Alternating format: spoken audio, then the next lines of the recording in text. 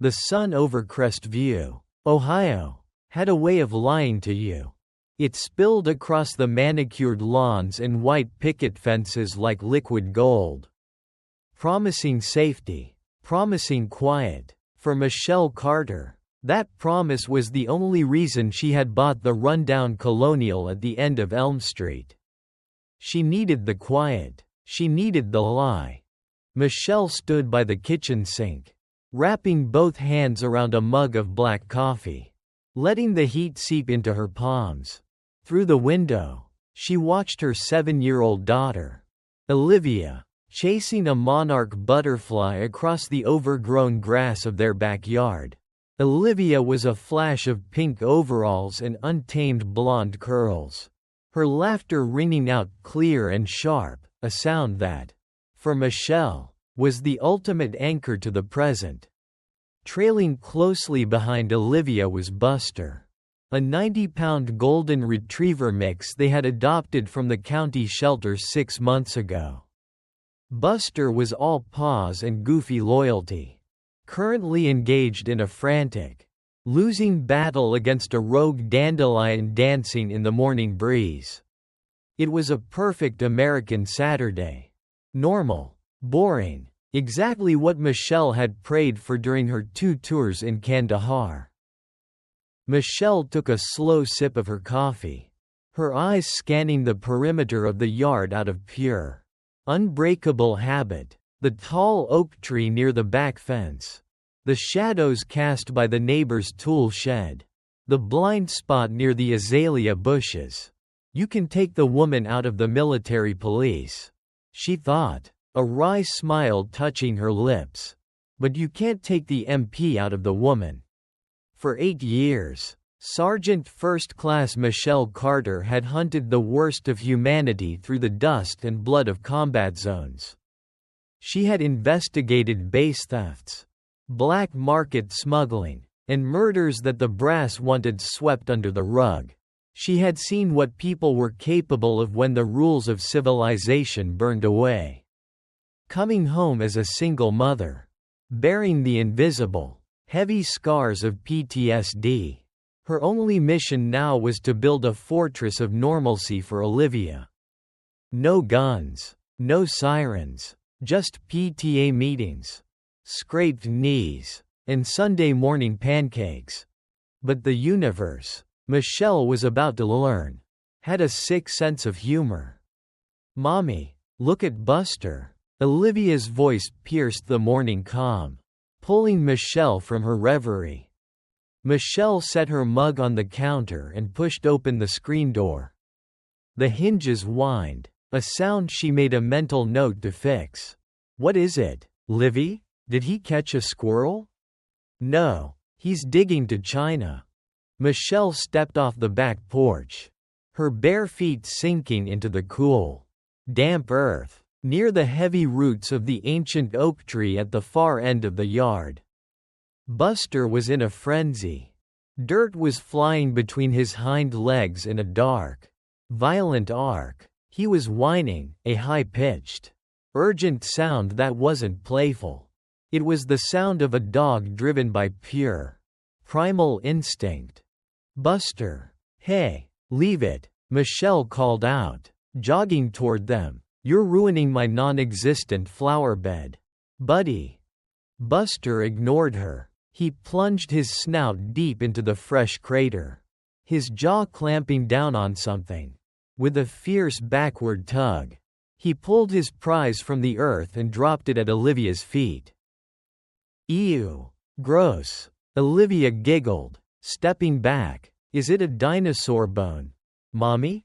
Michelle slowed her pace, her heart performing a strange, sudden flutter. She walked over to where her daughter stood, her eyes locking onto the object resting in the mud. It was a bone, long, thick, and stained a deep, mottled brown from the soil. It was caked in wet earth, but the shape was unmistakable. Just an animal, Michelle told herself, the mother in her fighting to maintain the peaceful illusion of the morning.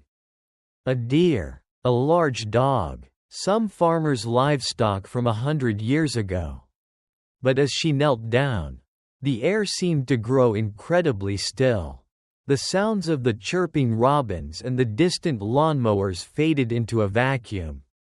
The former military police investigator took over. Her pupils dilated. Her breathing shifted into a slow, controlled rhythm. She didn't touch it with her bare hands. She reached into the pocket of her jeans, pulled out a clean tissue, and gently wiped away a thick clump of dirt from the joint. Condyle, epicondyle, the distinct trochanteric fossa. Michelle's stomach dropped into a bottomless icy pit. She had sat through enough forensic anthropology briefings at Fort Leonard Wood to know exactly what she was looking at. This wasn't a deer. This wasn't a dog. It was a human femur. And it wasn't ancient. The bone density, the lack of extreme fossilization. It had been in the ground for maybe a few years. A decade at most. "Mommy?" Olivia's voice was smaller now, picking up on the sudden, terrifying shift in her mother's posture. "Why do you look like that?" Michelle snapped her head up, forcing a bright, completely artificial smile. "Hey, sweetie, you know what? I think Buster found something that belongs to the city. Why don't you take him inside and get him a treat? I need to make a quick phone call." "Is it a dinosaur?" Olivia asked hopefully. "Something like that," Michelle lied, her voice tight. "Go on, inside, now." Once the screen door clicked shut, leaving her alone with the open grave in her garden, Michelle pulled out her phone and dialed 911. Her hands, which hadn't shaken during a mortar attack in Helmand Province, were trembling now. 45 minutes later, the flashing blue and red lights of a Crestview Police Department cruiser were splashing across Michelle's kitchen walls. Officer Miller, a man in his early 20s who looked like he hadn't started shaving yet, stood in the backyard with his hands resting casually on his duty belt. His partner, an older, heavy-set cop named Davis, was poking at the dirt around the oak tree with the tip of his boot, looking supremely bored. "I'm telling you, Ms. Carter," Officer Davis sighed, chewing on a toothpick. "This area used to be hunting grounds before the development went up in the 90s. Folks used to bury their large livestock around here all the time. Cows, horses, hell, even a big buck." Michelle stood on the porch with her arms crossed tightly over her chest, trying to keep the anger from boiling over into her voice. "Officer Davis, I spent 8 years as a military police investigator. I have worked alongside forensic pathologists. That is a human femur. The curvature of the shaft, the structure of the femoral head, it belongs to an adult male." Davis chuckled, a patronizing, dismissive sound that made Michelle's jaw clench. "Look, little lady, I respect your service. I really do. But dirt plays tricks on things. And frankly, we don't have the budget to call the state crime lab out every time a dog digs up an old soup bone. If it makes you feel better, I'll bag it and throw it in the station dumpster." "You will not throw it in a dumpster," Michelle said, her voice dropping an octave, carrying the sharp, cold edge of a commanding officer. "You will log it as evidence. You will secure this scene." Miller shifted uncomfortably, looking to his senior partner. Davis just rolled his eyes. "Ms. Carter, we aren't opening a homicide investigation over your dog's chew toy. You watch too many CSI shows. Have a good weekend. Keep the dog on a leash." Without another word, Davis turned and lumbered back toward the cruiser, Miller scurrying after him like a lost puppy. Michelle watched them drive away, the anger inside her burning away the last remnants of her idyllic morning. They thought she was just a hysterical, overly imaginative single mother. They had looked right past the veteran, right past the trained investigator, and saw only a housewife. She walked back to the oak tree. The police had left the bone sitting right where it was. A blatant show of their disrespect. Michelle knelt beside the grave once more. "Fine," she whispered to the dirt. "If they won't do it, I will." She went to the garage and returned with a pair of latex gloves, a soft bristled brush, and a bucket of water. With meticulous, clinical precision, she began to clean the femur. She washed away the Ohio clay, inch by inch, treating the remains with the dignity the local cops had refused to give. As the wet dirt washed away from the mid-shaft of the bone, something caught the morning sunlight. A dull, metallic gleam. Michelle stopped breathing. She scrubbed harder, revealing a surgical plate bolted directly into the bone. It was made of surgical-grade titanium, held in place by 4 distinct, star-headed screws. Michelle's fingers traced the metal. It wasn't just any surgical plate. She recognized the specific hex pattern of the screws and the stamped manufacturer's mark. It was military issue. Standard procedure for a severe combat fracture treated at a VA hospital or an overseas trauma unit. She leaned in closer. Etched into the side of the titanium plate, barely visible but undeniably there, was a serial number. Her mind raced, violently pulling her back to a case she had reviewed years ago, a soldier who had vanished without a trace after returning home to Ohio. A soldier who had suffered a massive leg break from an IED blast. This wasn't just a random body. This was a brother in arms. A veteran who had survived a war, only to be slaughtered and buried like garbage in her backyard. Michelle stood up, pulling off the latex gloves with a sharp snap. The peaceful mother who had been sipping coffee 30 minutes ago was gone. The MP was back on duty. Someone had buried a soldier in her garden. And whoever it was, they were about to learn a very painful lesson about what happens when you bring a war to Michelle Carter's doorstep. Michelle's garage had always been off-limits. There were no dolls out here. No scattered toys belonging to Olivia. And absolutely no noise. It was a small fortress lined with cheap soundproofing foam that Michelle had installed herself during long, sleepless nights fueled by PTSD.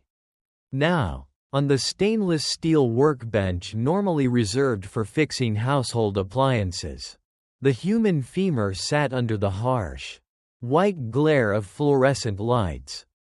Michelle locked the garage door behind her. Faintly, through the walls, she could hear the cartoon theme song playing from the living room TV where she had parked Olivia. The stark contrast between her daughter's innocent world and the remnant of death resting on the table made her stomach twist into a tight knot. She pulled up a stool and flicked on an LED magnifying lamp. The serial number etched into the medical titanium was faint, partially oxidized from the damp soil. But Michelle's evidence analysis skills from her military police days hadn't dulled. She grabbed a piece of fine grit sandpaper and a bottle of metal solvent, gently rubbing the surface. TX904.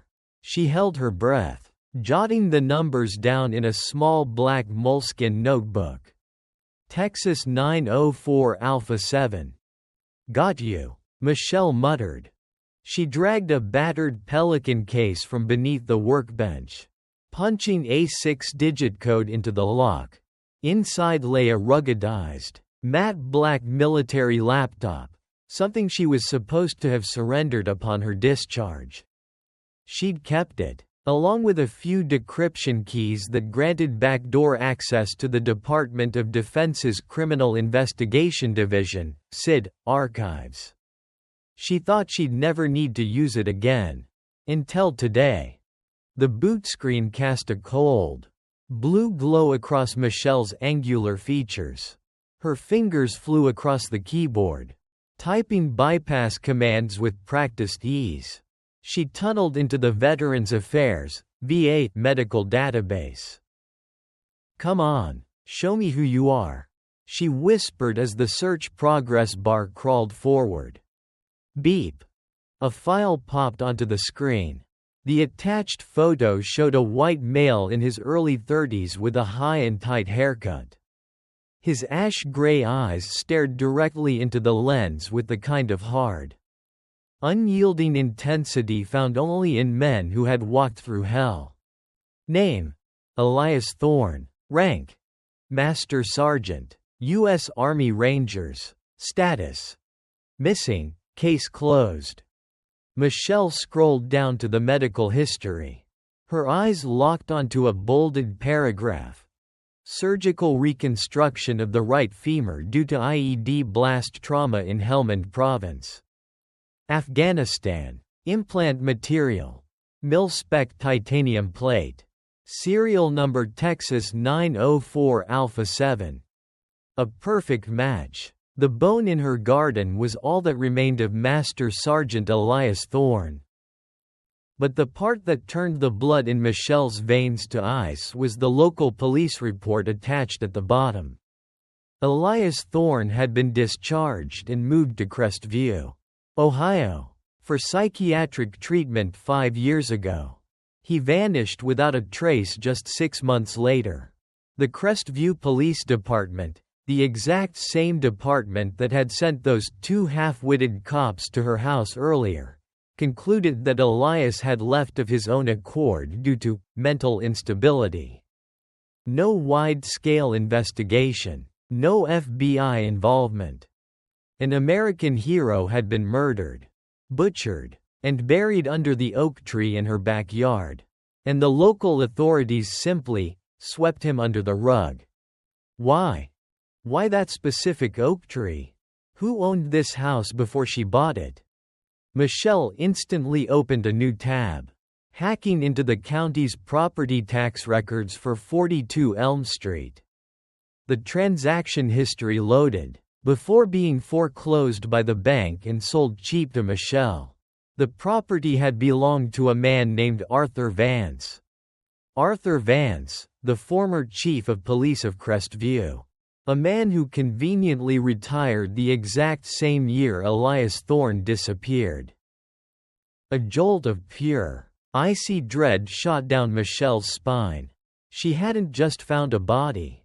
She had just unearthed a rotting secret that could tear down the entire power structure of this picture-perfect town.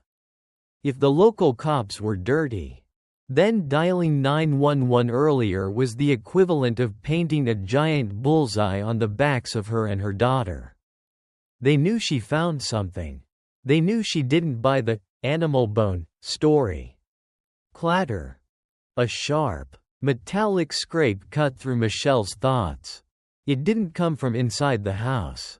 It came from just outside the frosted glass window of the garage. She instantly slammed the laptop shut, shoved the notebook into a drawer, and grabbed a heavy steel wrench off the table. Her footsteps vanished, her posture shifting into the silent, predatory glide of a combat veteran. She pressed herself against the wall near the window, where the morning sun was casting mottled shadows through the frosted glass. Outside, a large, dark silhouette stood motionless, very close, close enough for her to hear the heavy, rhythmic breathing of a man. He was trying to look inside. Michelle gripped the wrench, her palms sweating. She knew the blind spot of the garage door. In a lightning-fast motion, she uncoiled, unlocked the side door, and threw it open, her weapon raised and ready to deliver a lethal strike. But there was no assassin waiting outside. Standing 2 feet away, holding a pair of heavy pruning shears, was Greg Henderson, the friendly next-door neighbor. Greg was a pudgy, middle-aged man who practically lived in faded plaid shirts. The same man who had brought them a homemade apple pie on the day they moved in. Jesus Christ, Michelle! Greg jumped back, dropping the shears onto the grass. He clutched his chest, panting, "You nearly gave me a heart attack. I was just going to trim back some of this bougainvillea creeping over your fence. I knocked on the garage door, but I guess you couldn't hear me." Michelle lowered the wrench slightly, but her muscles remained coiled tight, refusing to drop her guard. Her eyes did a rapid threat assessment: Greg's posture, his breathing rate, the direction of his feet. His toes weren't pointed toward the fence with the bougainvillea. They were pointed dead center at her garage window. "Morning, Greg," Michelle said, keeping her voice pitched perfectly level and calm. "Sorry about that. I was deep into fixing the lawnmower. You startled me." "Ha. No harm, no foul," Greg chuckled, bending down to retrieve his shears. His eyes casually, or perhaps very deliberately, flicked past Michelle's shoulder, trying to pierce the gloom inside the garage. "Quite the commotion this morning." "Huh? Saw a cruiser parked out front. Everything all right? Olivia doing okay?" The question sounded neighborly enough, but Michelle could sense the razor-sharp edge hidden beneath the fat and the friendly smile. "Everything's peachy, Greg. Buster dug a hole in the yard, and some overzealous neighbor thought we had a prowler and called the cops. Just a big misunderstanding." Michelle smiled, a forced expression she knew didn't reach her eyes. "Is that right? Well, that's good." Greg nodded slowly, taking a step back. "Crestview is a very quiet town. Michelle, you and your little girl can rest easy. Around here, secrets, well, they tend to stay buried." He gave a small wave and turned, lumbering back toward his own property. Michelle stood in the doorway, watching the neighbor's broad back retreat. His parting words echoed in her mind like an undisguised threat. Crestview wasn't a peaceful sanctuary. It was a trap. She stepped back inside and slammed the door, throwing the deadbolt. Her heart was pounding, not from fear, but because the fire of war had officially been reignited in her blood. They thought she was just a lonely, vulnerable single mother who could be easily intimidated into silence. They were dead wrong. They had just poked a sleeping bear. Michelle walked with purpose to the far corner of the garage, sweeping a heavy rubber mat aside to reveal a floor safe. She spun the dial. Click. The heavy steel lid popped open. Inside rested a fully loaded Glock 19 and a matte black Ka-Bar tactical knife. The illusion of peace was over.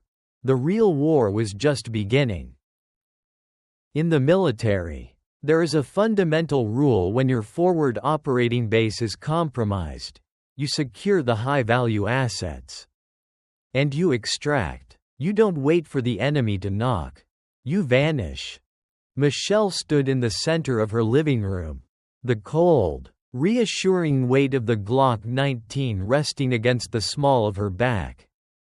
Concealed beneath a loose flannel shirt, the cartoon on the television was still playing, filling the room with cheerful, obnoxiously bright sounds. It felt like a mockery of the storm that was brewing just beneath the floorboards.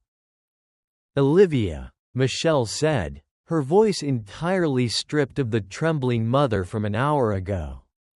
It was smooth, commanding, yet wrapped in a layer of absolute warmth.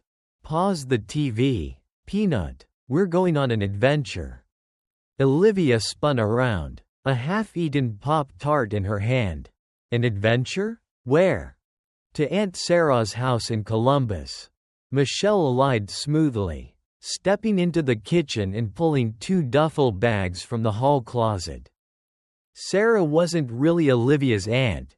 She was a former Army combat medic who had pulled Michelle out of a burning Humvee in Kandahar. More importantly, Sarah lived on a gated, off-the-grid property 50 miles away. "We're doing a surprise sleepover. Grab your backpack, pack 3 days of clothes, your tablet, and Mr. Snuggles. 5 minutes. Go." "Can Buster come?" Olivia asked, already scrambling off the couch. "Buster is leading the convoy," Michelle replied, tossing the dog's leash onto the counter. 4 minutes. "Livy, move it." As Olivia's footsteps thudded up the stairs, Michelle moved through the house with the hyper-focused efficiency of a ghost. She didn't pack like a woman going on vacation. She packed a tactical go bag. Passports, cash from the emergency fund hidden behind the drywall in her closet. 2 burner phones, extra magazines for the Glock, a first aid trauma kit. She walked past the front window, stopping just short of the glass. Using the edge of her thumb, she pulled the curtain back a fraction of an inch. Next door, Greg Henderson's house looked perfectly still.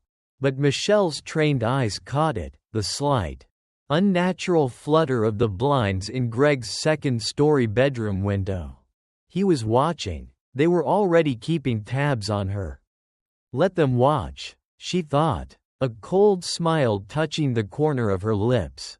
Let them think I'm just a scared mom running away. 10 minutes later, Michelle's gray SUV backed out of the driveway. Buster was happily panting in the backseat next to Olivia, who was already engrossed in a game on her tablet. As they rolled past Greg's house, Michelle didn't look at the second-story window. She kept her eyes dead ahead, her hands at 10 and 2 on the steering wheel. But the moment they hit the county highway, her driving changed. She executed a textbook counter-surveillance route. She took 3 random exits, doubled back through a crowded strip mall parking lot, and sat through 2 yellow lights just to watch the traffic behind her. No one followed. The local cops were arrogant. They didn't think she was a real threat. That arrogance was going to be their fatal mistake. By 2 in the afternoon, the SUV crunched onto the gravel driveway of Sarah's secluded cabin. Sarah was waiting on the porch. She was a tall, heavily tattooed woman with a mechanical prosthetic left arm and eyes that missed absolutely nothing. She didn't ask questions when Michelle stepped out of the car. The rigid set of Michelle's jaw told the medic everything she needed to know. "Aunt Sarah," Olivia cheered, tumbling out of the car with Buster right behind her. "Hey there, little bird," Sarah laughed, catching the girl in a one-armed hug. "Why don't you take Buster around back? I set up the slip-end slide." Once Olivia was out of earshot, the smile dropped from Sarah's face. She looked at Michelle, her gaze dropping to the slight bulge at Michelle's waistline. "You're carrying. In peacetime. What happened, Carter?" "I found Elias Thorne," Michelle said quietly. The wind whipped through the pine trees, carrying the weight of the dead ranger's name. Sarah stiffened. "The ranger who went AWOL 5 years ago? The one Sid was looking for?"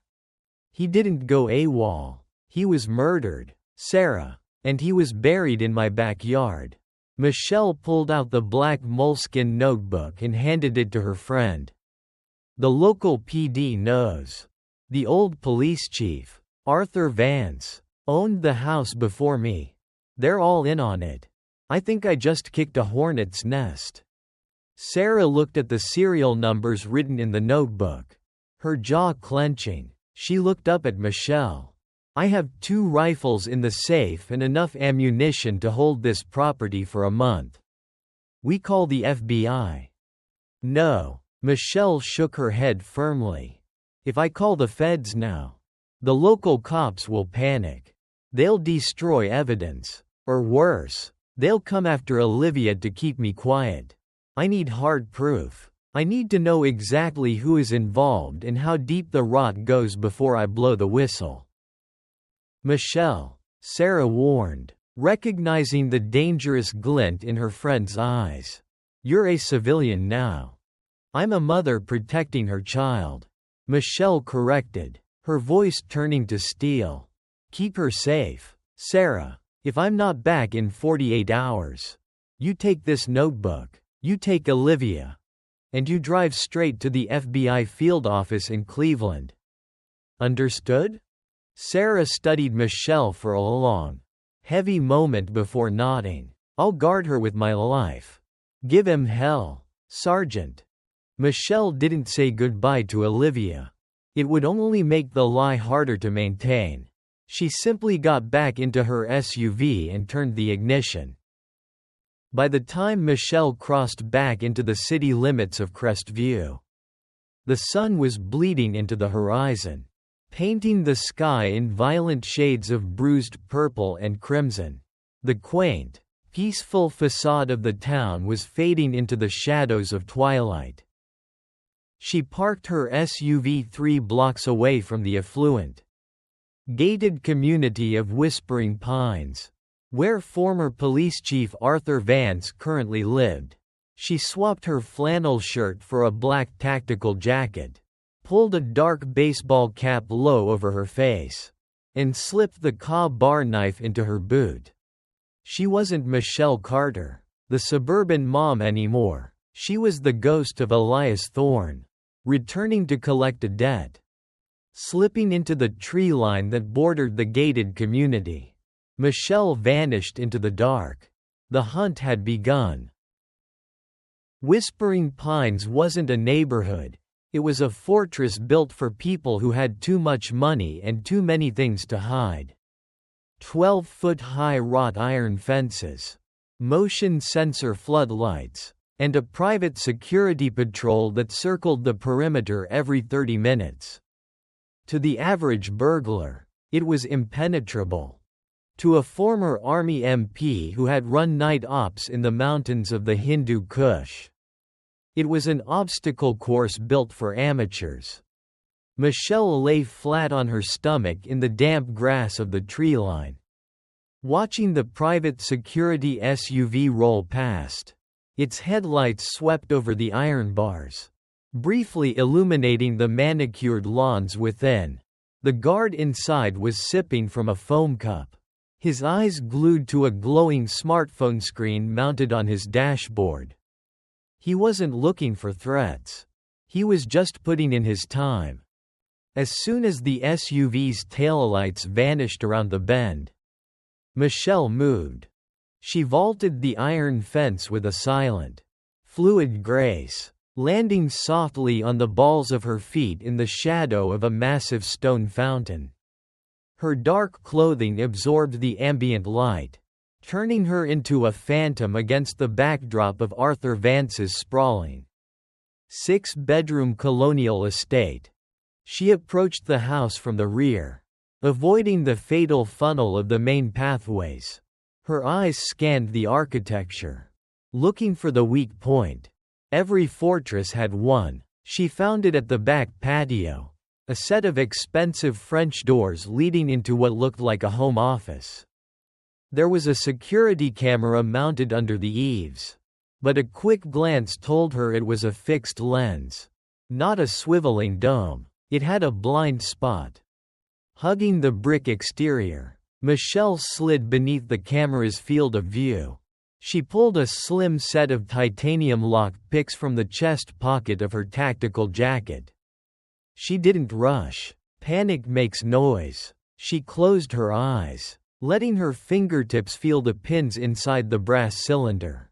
1, 2, 3, click. The deadbolt gave way with a soft, satisfying thud. Michelle pushed the door open an inch, pausing to listen. Nothing but the low hum of the central air conditioning and the rhythmic ticking of a grandfather clock somewhere deep in the house.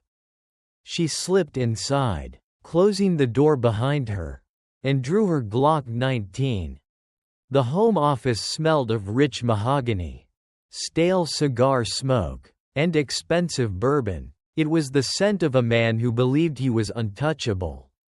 Michelle unclipped a small penlight from her belt. Clicking it on, the lens was covered in a red filter, providing enough light to see without ruining her night vision or bleeding through the window blinds. She swept the room. Bookshelves lined with unread leather-bound volumes. A massive oak desk. A leather executive chair. "All right, Chief," Michelle whispered to the empty room. "Where do you keep the skeletons that aren't buried in my yard?"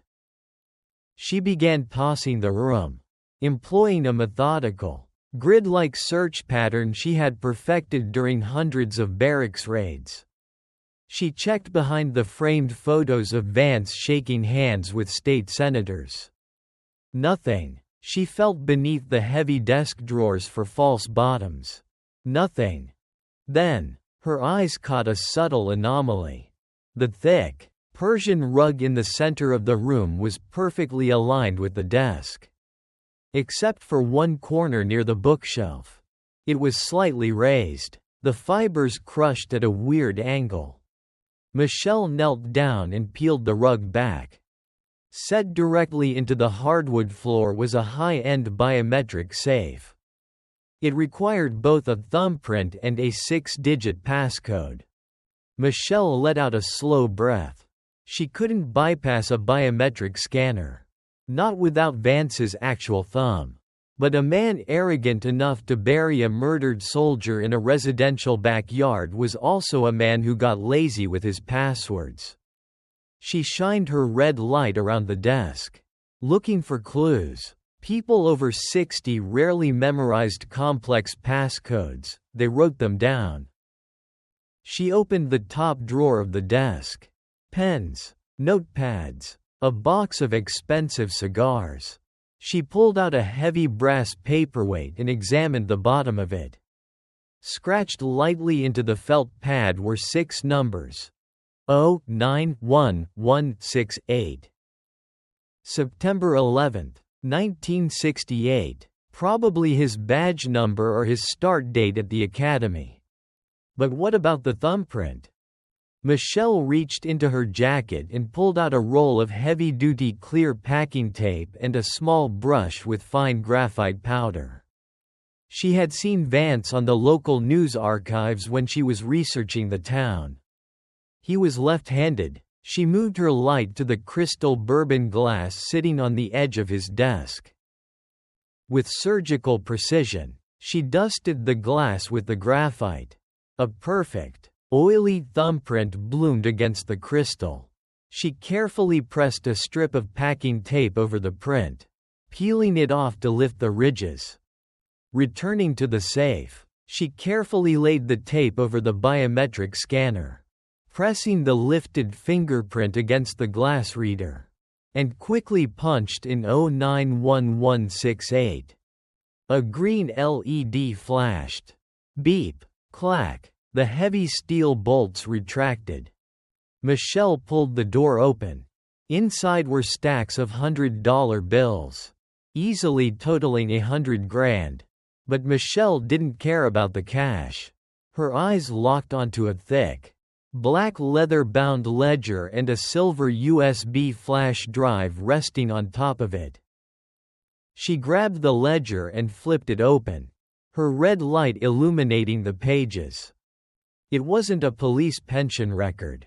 It was a massive, sprawling logistics matrix. The entries were chilling in their meticulous detail. Shipment 402 fentanyl base. Received via Route 6. Stored at Sector B, Greg Henderson's storage facility. Payment cleared. Crestview PD Patrol Unit 3. Officer Davis, escort fee.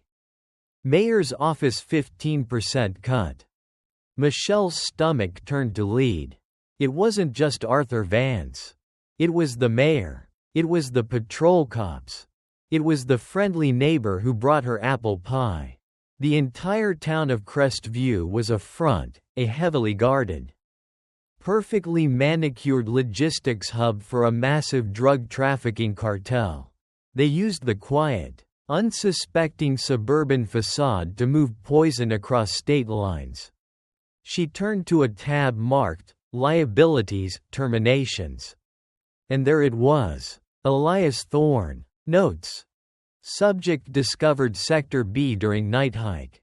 Attempted to contact federal authorities. Terminated by Henderson. Disposed of at Vance property, 42 Elm. They had killed a war hero because he had stumbled onto their secret. And Vance had buried him in his own backyard as a sick trophy. Confident that his badge would protect him forever. Suddenly, the floorboards in the hallway creaked. Heavy, uneven footsteps were approaching the office. Michelle snapped the ledger shut, shoving it and the USB drive deep into her tactical jacket. She gently lowered the lid of the safe. But there was no time to lock it or replace the rug. A sliver of yellow light cut across the dark room as the office door was pushed open. Arthur Vance stepped into the doorway. He was a large man, his belly pushing against a silk bathrobe, his face flushed with the kind of red broken capillaries that came from decades of heavy drinking. In his right hand, he held a phone to his ear. In his left, he casually held a stainless steel .357 Magnum revolver. Pointed at the floor. "I don't care what time it is. Greg," Vance growled into the phone, his voice thick with sleep and irritation. "You said the Carter woman packed her bags and left. So why the hell did Davis just call and say her SUV was spotted heading back into town?" Michelle pressed herself flat against the wall behind the heavy velvet curtains. Her breathing practically non-existent, her thumb rested lightly on the safety of her Glock. "Listen to me, you idiot," Vance hissed, stepping further into the office. "If she takes that bone to a lab, the feds will tear this town apart. We lose the supply line. We lose everything. I want her found. I want her silenced. Make it look like a car wreck." Vance reached out to turn on the desk lamp. As he moved, his bare foot stepped onto the exposed, cold steel of the open floor safe. He froze. The phone slipped away from his ear. He looked down at the peeled-back rug, the open safe, and the missing ledger, the color completely drained from his face. "Greg," Vance whispered into the phone, his voice suddenly trembling. "She's here." Vance raised the heavy Magnum, frantically scanning the dark corners of the room. "Show yourself, you little bitch," he roared. Michelle stepped out from the shadows of the curtain, moving so fast she was just a blur in the dim light.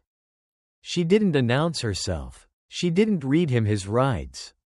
Before Vance could even swing the heavy barrel of the revolver toward her, Michelle closed the distance. She struck out with her left hand, violently deflecting his gun arm upward.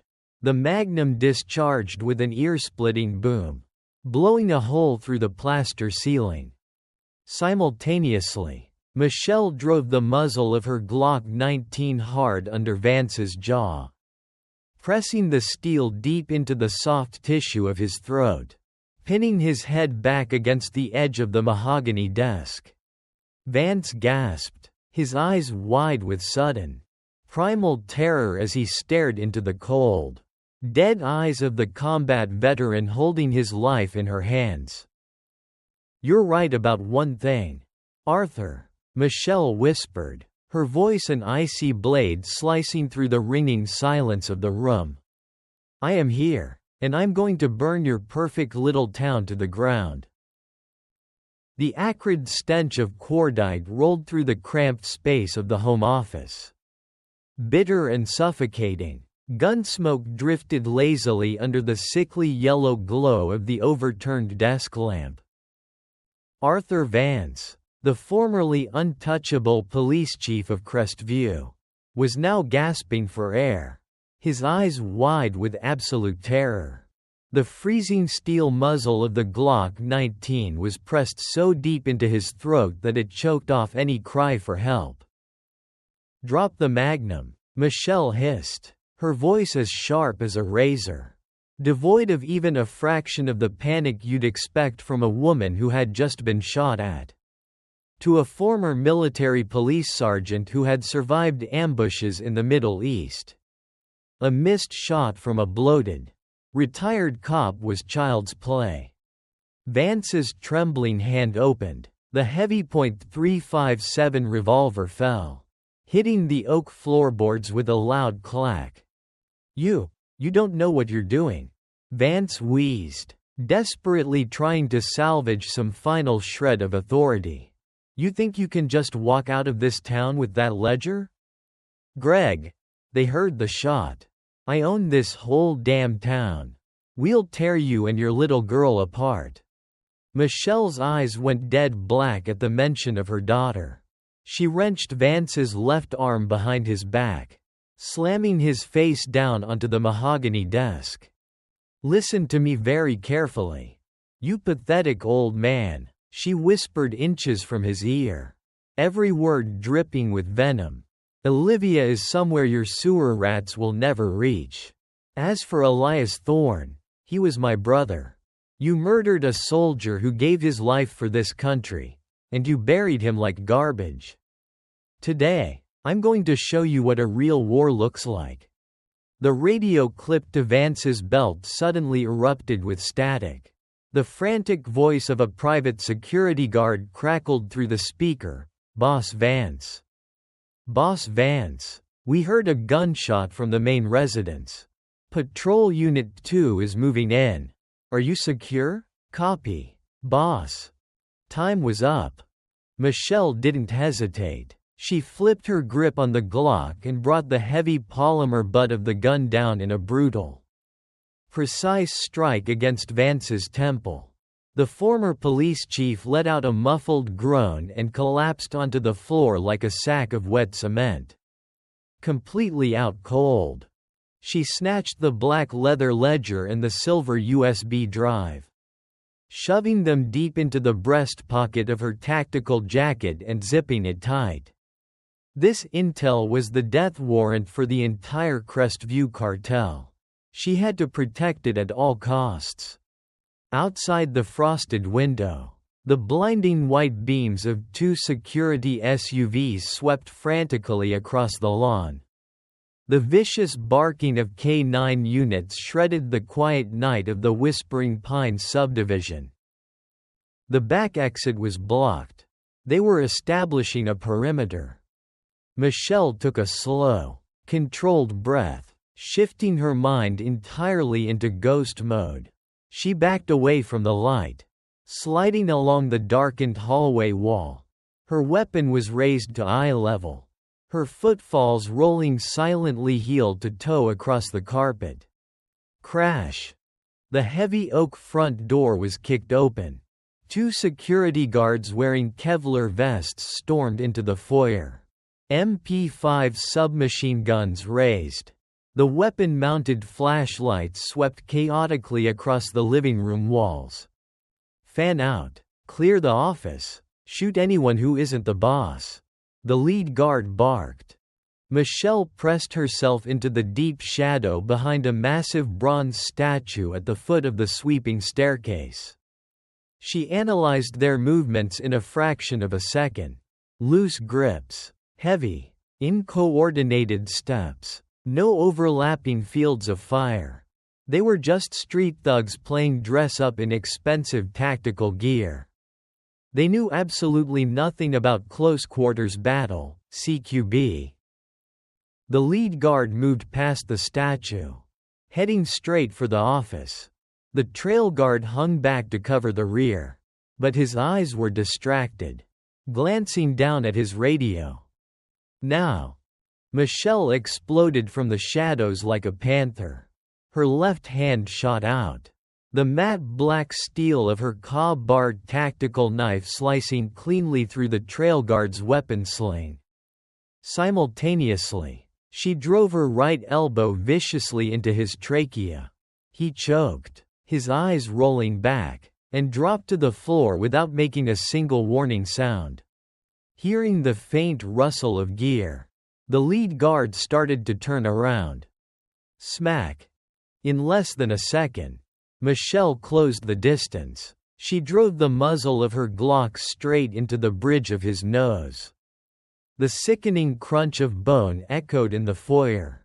The guard stumbled backward, dropping his submachine gun. Before he could even process the pain, Michelle delivered a devastating kick to his ribs, sending him crashing into unconsciousness onto an expensive Persian rug. 6 seconds. That's all it took. Both guards neutralized in total silence. Michelle stepped over the bodies and slipped out through a shattered dining room window. She crawled on her stomach through the dew-soaked grass, vanishing into a row of tall ivy bushes. In the distance, the wail of Crestview police sirens began to pierce the night, screaming toward the estate. With athletic precision, she scaled the 10-foot wrought iron fence and dropped softly into a narrow alleyway behind the neighborhood. Michelle sprinted for 3 blocks until she reached her gray SUV. The second she slid into the driver's seat and fired up the ignition, her dashboard phone mount lit up. She had tethered a decrypted police scanner app to the car's audio system. A familiar voice blasted through the speakers. But the friendly, neighborly tone was gone. It was replaced by the ruthless, panicked roar of Greg Henderson. "All units, listen up. The Carter bitch is in town. She just hit Vance's place. Lock down every exit out of Crestview. Barricade Highway 9. Block the Red Bridge. If you spot her gray SUV, you are cleared hot. I repeat, shoot on sight." Michelle gripped the steering wheel, her knuckles turning white, her heart hammered with the cold, rhythmic beat of war. They had just ordered a hit on a federal agent. The entire town was now a massive trap, a prison with no way out. She looked down at the ledger resting on the passenger seat. Her eyes remembered the entry from the safe. Sector B, Greg Henderson's self-storage facility. If she ran now, they would hunt her to the ends of the earth. They had the money, they had the manpower, and they had the badges. There was only one way to end this. She couldn't just run. She had to cut the head off the snake. "You want to play, Greg?" Michelle growled, her eyes burning with a lethal fire. She slammed the car into drive and yanked the steering wheel hard, swerving off the main road and onto a dark, unpaved logging trail that headed in the exact opposite direction of the highway. "Then I guess I'll just have to burn your anthill to the ground." The gray SUV disappeared into the pitch-black woods, tearing straight toward Sector B, the true beating heart of the Crestview cartel. Tonight, more blood was going to spill. The dirt road through the woods was violently bumpy and pitch black. But Michelle kept her headlights off. She steered with one hand while the other flipped down her military-grade night vision goggles, NVGs, over her eyes. The world through the lens shifted into a ghostly, luminescent green. After 15 minutes of weaving through ancient pines, she parked her SUV behind a dense thicket. 300 yards away, nestled in an isolated valley, sat the Henderson Self-Storage Facility, Sector B. From a distance, it looked like just another row of drab, corrugated metal warehouses, rundown and ordinary, but through the infrared lens, Michelle clearly saw the bright red heat signatures radiating from security cameras. motion sensors, and at least 5 armed guards patrolling the perimeter. They were heavily armed with AR-15 assault rifles and K9 units. This wasn't an ordinary storage unit. This was a drug transit hub guarded more heavily than a forward operating base. Michelle Press checked her Glock 19, shoved 3 spare magazines into her tactical jacket, and lightly ran her thumb along the hilt of her bar knife. She took a deep breath, letting the freezing night air fill her lungs. She crawled through the rusted barbed wire fence at the compound's most vulnerable corner, where the panning camera system had a mere 2-second blind spot. 1, 2, swoosh. She glided across the gravel yard like a shadow, pressing her back against the freezing metal siding of Warehouse 4. Inside, the deep rumble of idling truck engines mingled with shouting voices. Michelle climbed onto an industrial dumpster, pried open a ventilation grate, and peered down. The central area of the warehouse had been knocked through to create a massive packaging floor. Dozens of black, shrink-wrapped pallets were stacked as high as mountains. In the center of the room stood Greg Henderson, the friendly neighbor who always had a warm smile, now wearing a Kevlar vest and gripping a tactical shotgun. His pudgy face was flushed beet red with rage. "Move it, you useless pieces of trash," Greg roared, kicking a wooden crate. The Carter bitch got her hands on Vance's ledger. She could call the feds any second. "Load all this fentanyl onto the trucks. We need to move the product and scrub this place clean before sunrise." So they're panicking, Michelle thought, a cold smile touching her lips. Good. She knew she couldn't call for backup right now. The local PD was entirely in their pocket. If she waited for the FBI to roll in from the city, Greg and all this dope would vanish without a trace. They would use that dirty money to keep buying politicians, keep killing, and keep hunting her and her daughter. The snake's head had to be cut off right here, right now. Michelle dropped silently into a dark corner at the edge of the warehouse floor. This area was packed with green chemical drums used for cutting the fentanyl and several 5-gallon jerry cans of spare gasoline for the transport trucks. In war, there is a golden rule: when you are outnumbered, you weaponize your environment. She drew her bar, rapidly puncturing 3 of the gas cans, letting the highly flammable liquid spill out over the concrete floor. The fuel followed the natural slope, trickling directly toward the idling trucks. Next, she slashed open 2 bags of highly combustible processing chemicals, spreading them out to create a perfect fuse. "Hey, who's over there?" A guard randomly swept his flashlight toward the dark corner. The beam glinted off the expanding pool of gasoline, then stopped dead on Michelle's silhouette. His jaw dropped, and he frantically raised his AR-15. But Michelle was faster. Bang, bang. 2 deafening shots from the Glock echoed through the cavernous space, hitting the guard dead center in the chest and forehead. He collapsed backward, his finger convulsing on the trigger, sending a wild burst of 5.56 rounds ricocheting off the corrugated roof. "It's her. That bitch is inside," Greg shrieked, pointing toward the shadows. "Kill her." Dozens of muzzles instantly swung toward Michelle, unleashing a hail of bullets. Wooden crates splintered into matchsticks. Muzzle flashes tore through the darkness. Michelle's barrel rolled behind a reinforced concrete pillar just as rounds chewed up the floorboards inches from where she had stood.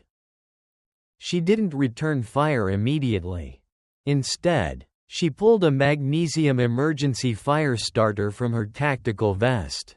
With one hard strike, a brilliant shower of white-hot sparks erupted.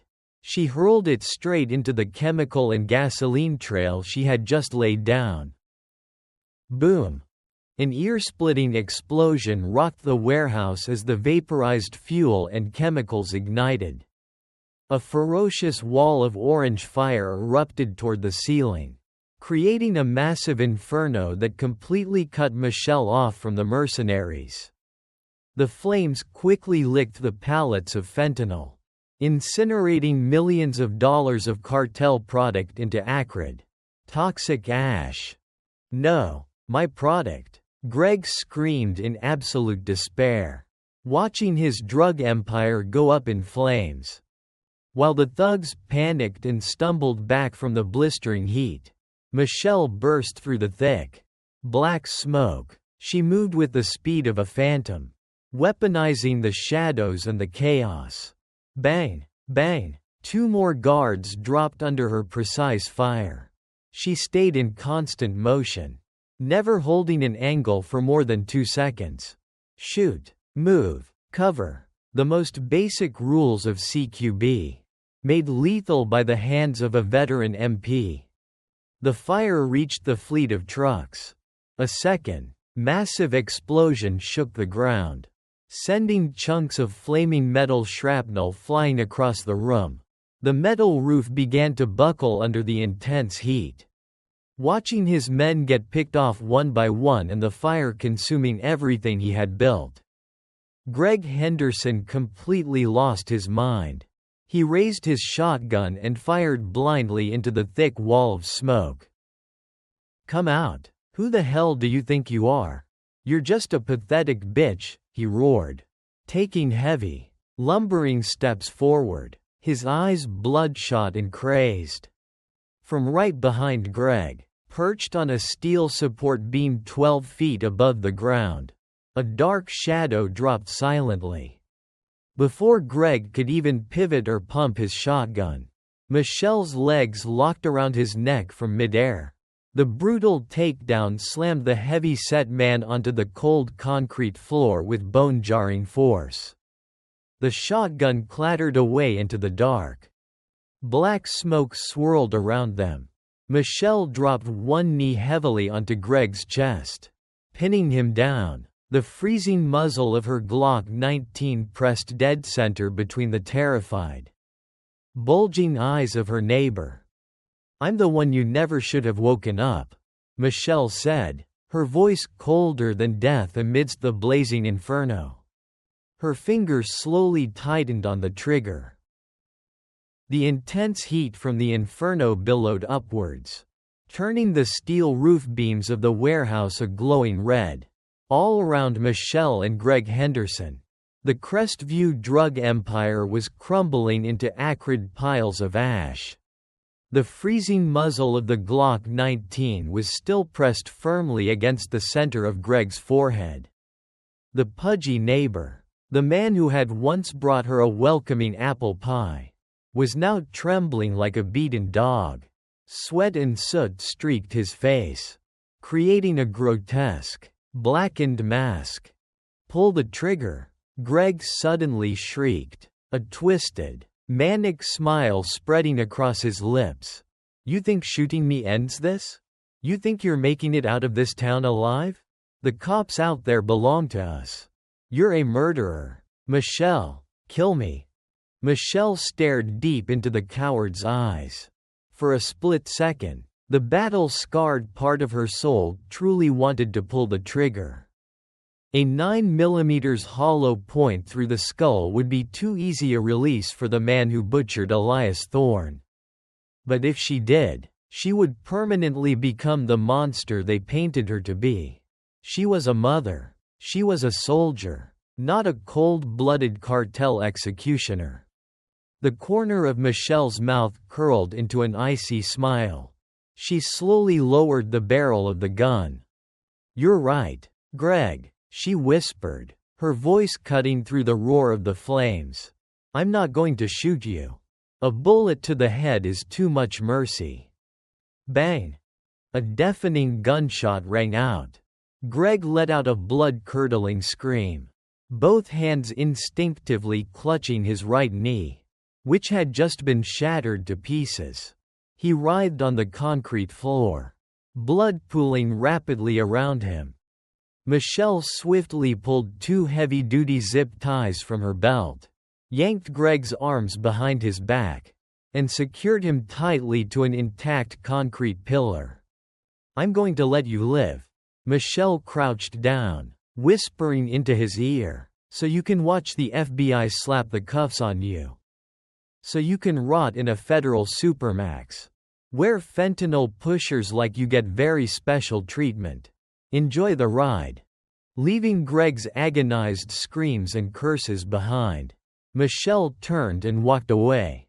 She strode through the flaming wreckage, her silhouette cast against the roaring inferno like an avenging angel walking out of hell.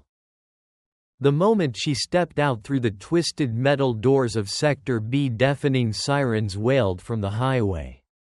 But this time, it wasn't just the local Crestview PD. It was the heavy, authoritative rumble of black armored SUVs bearing the seals of the FBI and the Ohio State Highway Patrol. Sarah had kept her word, seeing the unusual lockdown protocols from the Crestview cops. The former combat medic had instantly initiated their ghost protocol, sending the GPS coordinates and calling the director of the FBI's Cleveland field office directly.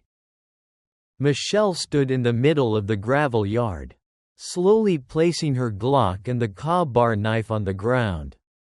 She raised both hands high as the blinding spotlights from the tactical vehicles pinned her in place.